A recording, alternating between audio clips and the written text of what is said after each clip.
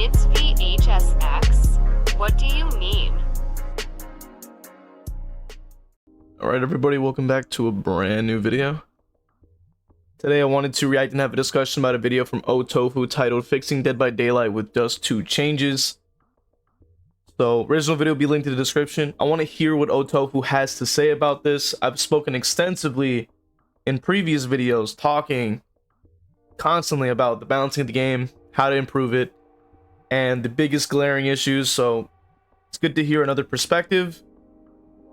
Let's get into it. Tunneling sucks. Like, this is like a weird thing because like tunneling is like, it makes sense, right? I'm gonna repeat stuff I've already said because I'm probably gonna upload this, okay? So just bear with me, okay?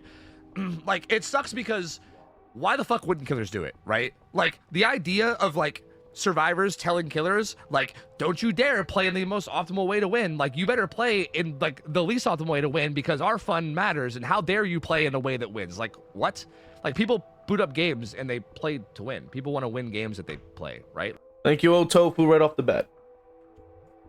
Unfortunately, this game is not designed around trying to get fresh hooks on brand new survivors. You just simply do not have time, especially when it comes down to the myriad of low tiers. We have a lot of killers within the C to D tier, such as Pig, Ghostface, Myers, Chucky, Clown even. Like, there's a lot of characters that just kind of sit in there. Skull Merchant, Trapper. And a lot of people are not really interested in constantly only playing the A to the S tiers every single time. You know, and the problem is that as much as these survivors complain that they only go against Kaneki, Blight Nurse, blah, blah, blah, killers are not really incentivized to play anyone else when there's not any adequate buffs coming to those characters that are not the S tiers or the A tiers. And if you play a low tier, you're gonna have to do way more work than you would have to do with just an S tier on its own. A lot of S tiers already have mobility. A lot of S tiers already have very good anti-loop. A lot of S tiers can counter a lot of the Shift W pre-dropping that people do. And even furthermore, to add on to what OhTofu was saying, it's the most efficient way to play, especially when time is against you. And I argue that maybe not as much on the S tiers, you need to really utilize strategies, but on the lowest tiers, that's pretty much what you have to do. You don't really have another choice when you are playing at a competitive MMR. And I have to preface that, obviously, because there are definitely going to be a lot of players that are, you know, pretty new to the game that are also going against players that are at a similar skill level and don't necessarily need to utilize strategies as heavily because the objective is not being completed. They don't necessarily need to do that because the players that they're encountering are just brand new to the game. They don't even understand that doing the objective efficiently is going to get them out of the match.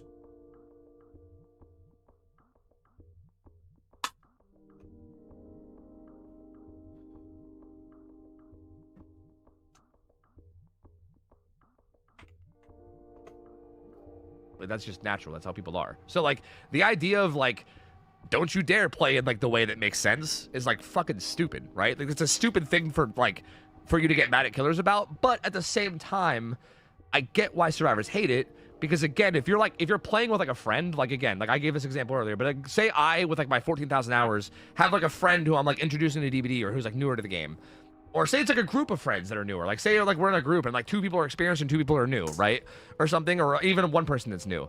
Like, if we go play games, it just logically is going to make sense that the killer tunnels out the new player every single time, and then they just don't get to play, right? Like, every match they get is just like, oh, I get chased over and over again on repeat. I'm not actually that good at the game, so I just die. And then, like, I spectate, like, the 3v1. Like, it's just that on repeat, which is, like, horribly boring. Like, It is horribly boring, but unfortunately, you know, I think the biggest thing that is an issue when it comes down to utilizing strategies like these is that there's a lot of players that are just at an MMR where they don't necessarily need to do that, only because their opponents are just not really that aware of how to play.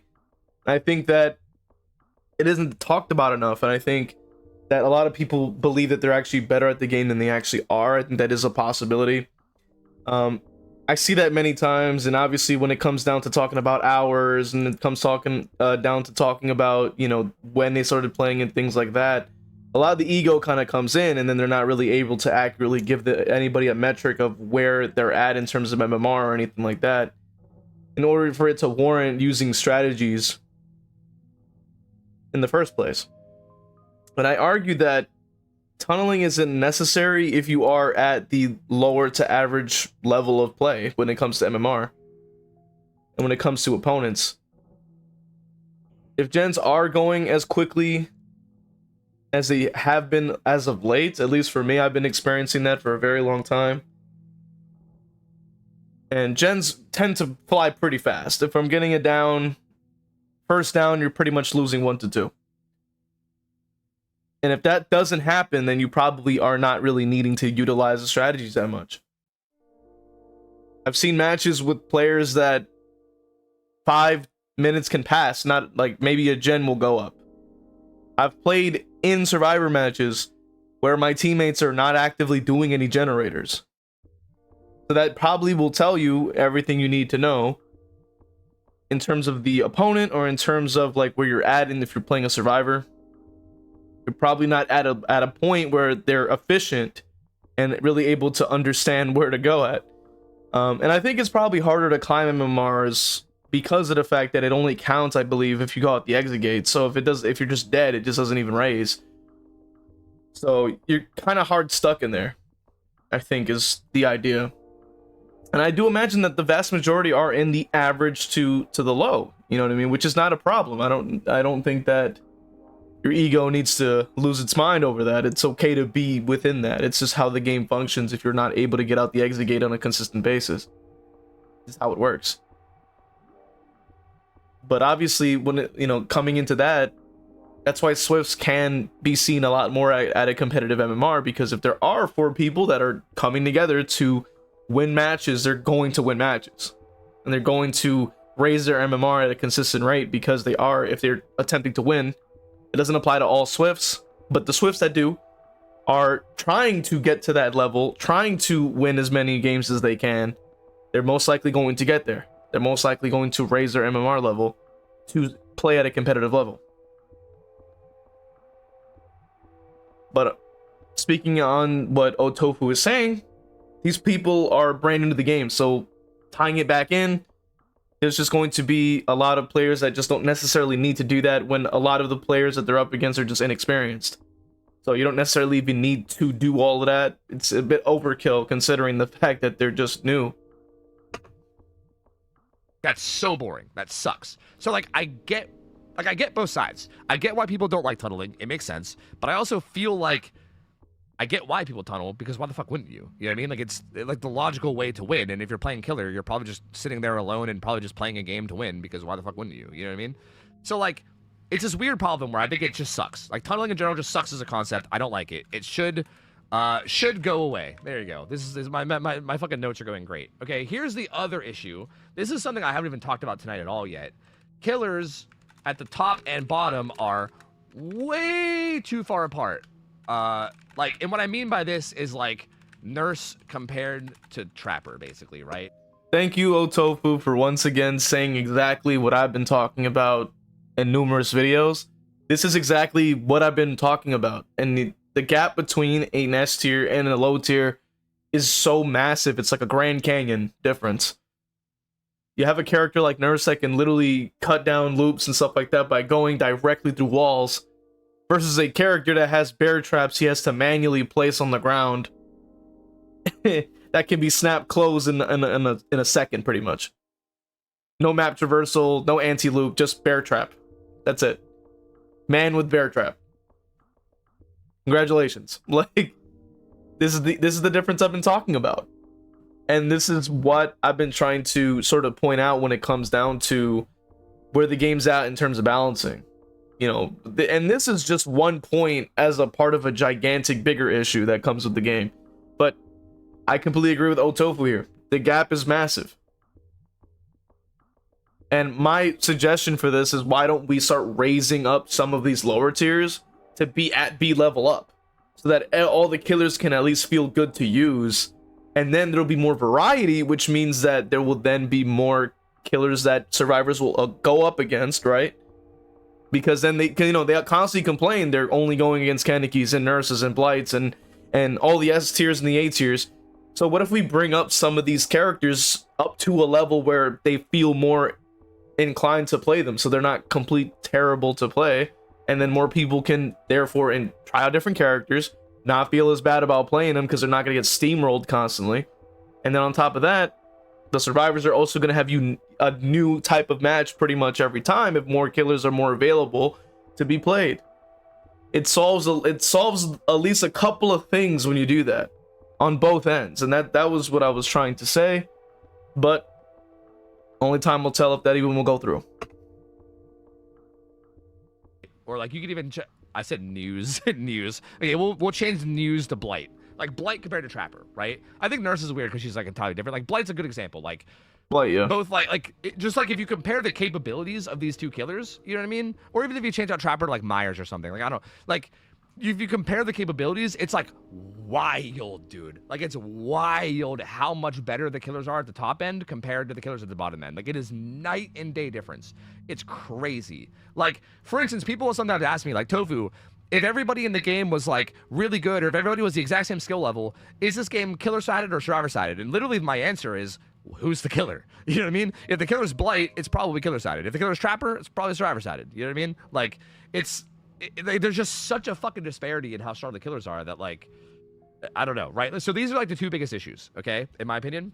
Now, I think in order to make tunneling go away, like you can't just like expect killers to not do it because it's not fun. You know what I mean? Like they're not going to do that. I'm sorry. Like, people are going to play to win. They're not going to care if you're having fun. Like it's not their responsibility to care about other people having fun. They're just playing games and doing whatever they can to win, right? Thank you, Tofu, for saying that. It's not a killer's responsibility, and vice versa. It's not a survivor's responsibility to make the game fun for those killers either. Unfortunately, though, within the DBD community, the culture only shifts into one direction, where the killers are constantly berated for not playing for the survivor's fun. Don't know why. It's a thing. But I still agree with OhTofu in that point. But I want to hear what the solution would be. Right? What you actually have to do is you have to make some kind of a system, do something to the game baseline that makes it so that tunneling, like what needs to happen is something so extreme that killers naturally, when they play the game, right? Like a new killer that's learning the game would have to naturally come to the conclusion on his own that tunneling isn't the best play. You know what I mean? Because right now is the opposite. Like any person that picks up this game right now is naturally going to come to the conclusion, oh, eliminating one player and turning the game to a 3v1 is a huge benefit. Like there's a team of 4, if I can turn that into a team of 3, that helps me a lot. Because they're right. I've made the suggestion that why don't we have things that give bonuses for applying new hooks, right? Like Pain Res works that way, No Way Out works that way. Like why don't we have things like the within the base game that offer a bonus for brand new hooks? I've said this before. You could increase the damage of a gen kick or something after a brand new hook state, or you get some kind of form of a passive slowdown. Like they can complete the gen slower when you start landing more and more hooks and things like that. Like some kind of comeback mechanic, or other things that can be displayed so you can say, hey, I kind of want this bonus more than just getting the kill, because the kill won't do anything. But if I get a bonus, I can make the game last longer for myself, get more blood points, or whatever the incentive would be. That would be way better. Like that would be way better to incentivize players, because you don't want to stop people from doing things. You want to nudge the players into doing other things, so that they feel more inclined and feel like they have a level of control over how it's going to go. But if you're restricting things, it makes people a lot less inclined to want to even play the game, or at least engage with those things. Right. That does help you a lot. It's a very logical, easy conclusion to come to, right? But like if they added something, like here's my suggestion, okay? My suggestion. Make it so like when unhooked, you become completely, my spacebar's broken, completely ethereal for 120 seconds, right? And what I mean by ethereal, like ethereal basically means no hitbox, right? Like no hitbox, like you can't like body block, right? Like we're not talking like off the record here, where you can like, you know, be unhooked, then run and body block for your teammates or whatever. Like no hitbox, right? Can't throw pallets / use items like flashlights, right? So you can't like follow the killer around and go for like pallet saves or flashlight saves or whatever, right? Like you're just ethereal. You're basically like a ghost. You're basically a ghost. Like you can still be visible, right? Like still visible, but like some effects, like low transparency to know it's there, you know, like something to like know that they're ethereal, right? I mean, you know what I mean? And that lasts for 120 seconds, right? Lasts 2 minutes or until how do I spell conspicuous action is taken, and then coming back to corporeal body takes like, I don't know, like 3 seconds, right? Because the idea behind coming back taking 3 seconds is like, in theory, a survivor could go down on a pallet next to a gen or something, and then you could just hang out there ethereal and be like, okay, the second you pick up, I'm gonna tap this gen and then pallet save. You know what I mean? Like if it takes like 3 seconds to come out of it, then there's no risk of like the survivor abusing it to get like flashlight saves or pallet saves or anything like that, right? I think what they should do is, if they were to go through with an ethereal form, what I would adjust to the suggestion is make it 5 seconds, because that's how long it takes to stop a gen from regressing. Something like that. So I think 5 seconds, making that consistent. So like when you're making a gen to stop regressing and then you're also getting the form out, I think 5 seconds is a good flat line value to stick with. I think that would make sense. That's fair. But I do like the idea to an extent. I think it's interesting that they are not, it's because I understand like the whole off the record thing exists, right? Like off the record gives you 80 seconds of endurance, and you can just kind of take free body blocks and stuff like that. Despite the fact it's supposed to be defensive, they still use it offensively. My only concern with something like this is like how somehow they would use it to be offensive in some kind of way. I think once again we got to bring up the Swifts issue. If they're in a team with communications, then this ethereal form thing is going to be a bit of a problem, because they can follow them around and then just make callouts without being able to be hit for 2 minutes, basically. So it's almost like a drone is following you around and calling you out for like that. So my suggestion would be like, what if you're in the tear radius of the killer for over 5 seconds straight, like consistently, then it deactivates and then you can be downed again. So that it focuses on the idea that you're trying to get away, right? So if you stay near them, then you're punished as a result. Like that, I think makes sense. Well, maybe like within the range of the actual killer themselves, because I know that some killers actually have gigantic tear radius. So maybe if there's like within the actual range of the killer player, if that even is possible. I don't know if that's how that works.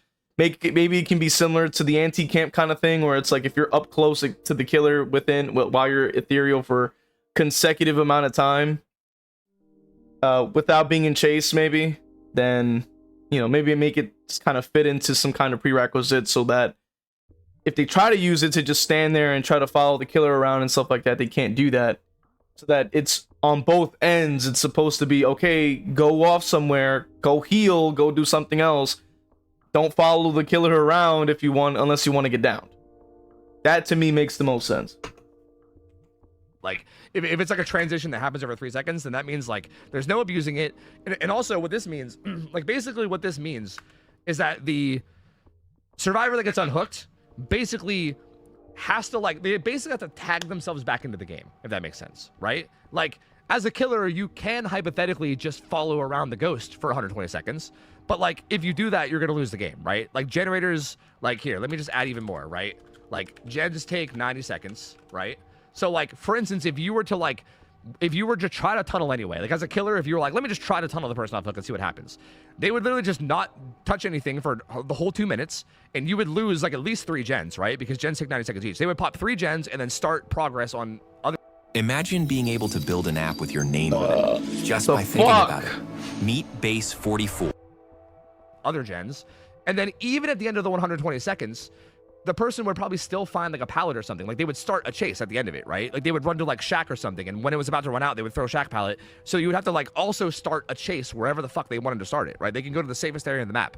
So like you would not only be taking the worst chase possible, you would also be doing it after giving them 120 seconds of free gen time. Like there's just no way, right? Like in this scenario, there's no way that tunneling off the hook would be reasonable. It just wouldn't be. You wouldn't be able to do it. It would not be reasonable. That being said, I don't even know why the gen take 90 seconds here.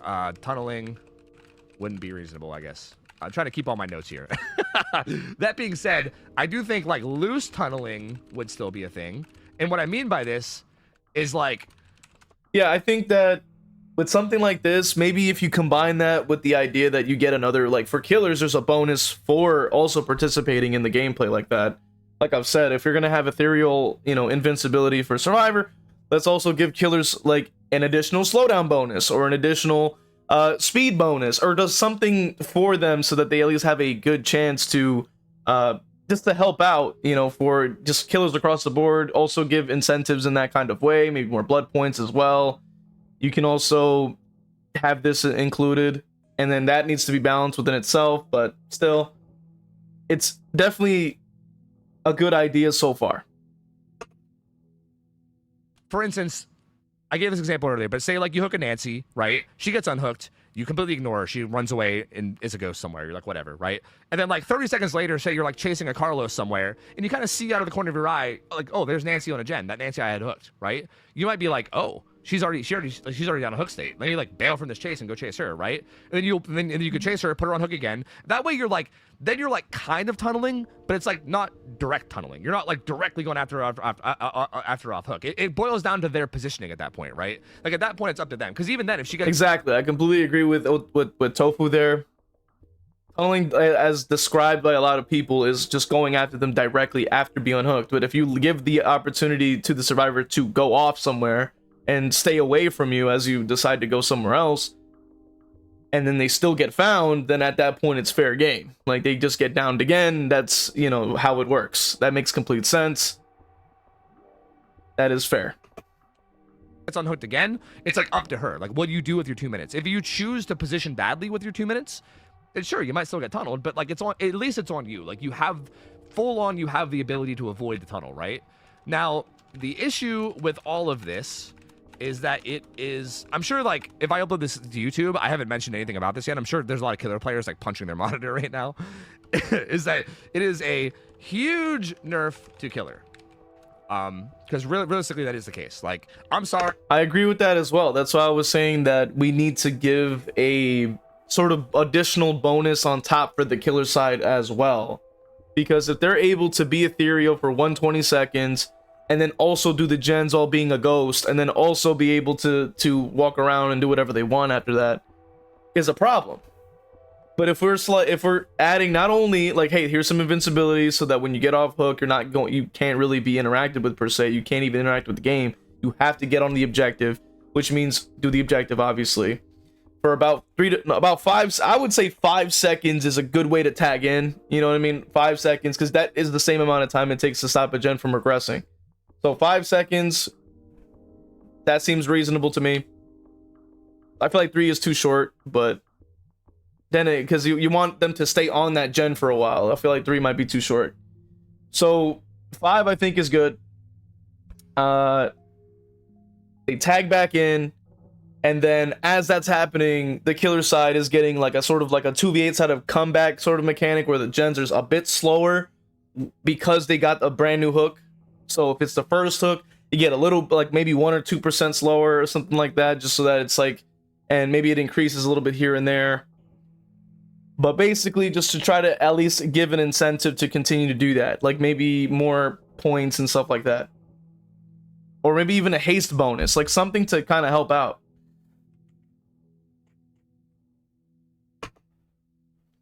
Like, I don't like saying this kind of thing because, like I said, I don't like tunneling in this game. I know it's like kind of necessary, but like realistically, I'm sorry if you're playing like a lower tier killer and you're going against like even like decent survivors. If you're like not tunneling, you're probably cucked. Like, unfortunately, tunneling is there. Like, as a balance feature. Like, yep, you heard it here from Tofu. I've also said this myself many times. If you are playing a low tier, you kind of have to.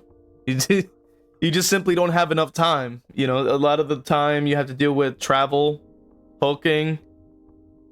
And it's crazy because I know that people that don't play any killer or have enough hours on killer to understand that the more you win your games, the more your MMR increases, the more competitive your team, your opponents become. Each couple of seconds is just so important. It's actually insane. It's incredible how a couple of seconds can really make a difference. Because this game is all about time. And people that just aren't experiencing that are going to deny it. They're obviously going to say it doesn't exist, or what are you talking about? You know, they'll try to gaslight you and stuff like that. But you just have to understand that they just simply have not played killer enough to understand how it works. Or they have not played competitively enough to understand how that works.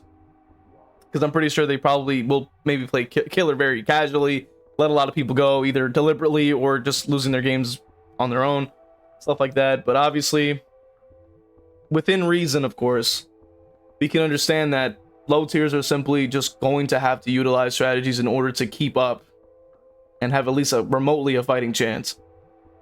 And that's just simply the balancing of the game. Like I've said, I think they need to just buff up a lot of the lower tiers so that they can be on par with B, C, the C and D tiers need to be on par with B's and A's at least. They don't all have to be S tiers, but at least bring them up so that they at least have a fighting chance.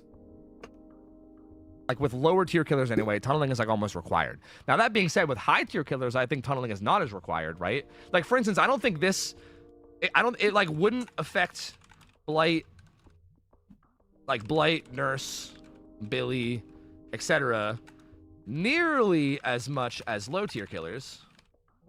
Like, I don't know, Dredge, fucking Myers, you know, Trapper or whatever, right? Like, I think it's, like, that's the thing about this, is I think that this affects killers in a hugely like disproportionate way, which I think is why this side over here is so important, right? Killers on the top and the bottom are way too far apart from each other. Now, how you fix this? How do you fix this, right? Because obviously what needs to happen here is that there needs to be a counter buff, sorry, to killer. But the thing about the counter buff is that, like, counter buff should be something that affects low tier killers more than high tier killers. Like, for instance, a bad example would be like make gens take, I don't know, 60 more seconds. You know what I mean? Like, I mean, maybe that's a high number. Maybe I'll say 30 more seconds, right? Like, so like gens now take 2 minutes instead of a minute and a half, right? Like, that's a terrible solution because this makes it so that killers like Blight and Nurse and Billy, who are already barely affected by this, just become even more insane, right? Like, you would never be able to win a game against a Blight ever, right? This is why I was suggesting maybe like a 1% or like 2%. I don't, like, you know, just to make the charge a little slower, but I also obviously don't know how that's going to affect the math. Obviously, when it comes down to charges. Now, obviously, it goes without saying that it takes about a second to fill up about 1% of the gen, give or take. So obviously giving 30 more seconds to a 90-second gen is kind of insane. You know, when it is an S tier that can travel very quickly, like the slowdown is sort of built into an S tier when they have mobility and stuff like that, because their chases are quick and they can travel very fast. So that's why I was maybe saying, like, maybe haste, because I know, like, maybe that can help, like, the lower tiers, like, kind of move a little quicker, so sort of like a furtive chase, like, included into your base kit, in a way, to try to, like, help with the mobility, because, like, I know Pig and Ghostface and Trapper and Skull Merchant and any other killer that doesn't have any sort of teleportation has to go on foot and just go from point A to point B on these gigantic maps. So maybe haste, you know, like give them like 5% for a brand new hook or something like that, or make it 10 just so that they can get into a chase quicker, just to try to help them, you know, just on a baseline. The way that you fix this is that you make it so that maps have less safe pallets, okay? Like the way the game works right now. Tofu speaking more facts. I've said this many times as well when I've played Ghostface before. On stream, I've said it many times. I've played a lot of these killers that are not S or A tiers. I've always been saying the pallet density, the amount of pallets is incredible with how much there is. and a lot of them are incredibly strong. Garden of Joy is a perfect example of that. Even the game, the game map, incredible amounts of pallets just everywhere you go. It's always a brand new pallet. Incredibly safe, makes it incredibly difficult for a low tier to be able to actually have a fighting chance in that loop. You have to work double, if not triple, as hard compared to a killer that can just counteract that loop entirely. The pallet, they can't just drop it and be like, I win. It's like once they drop it, they still have to continue to outplay you, right? Like they drop it and then they have to win a 50-50, or you can like try to mind game it and you can actually get mind games off. And that creates, I have to say, I like the ideas that OhTofu has brought us here.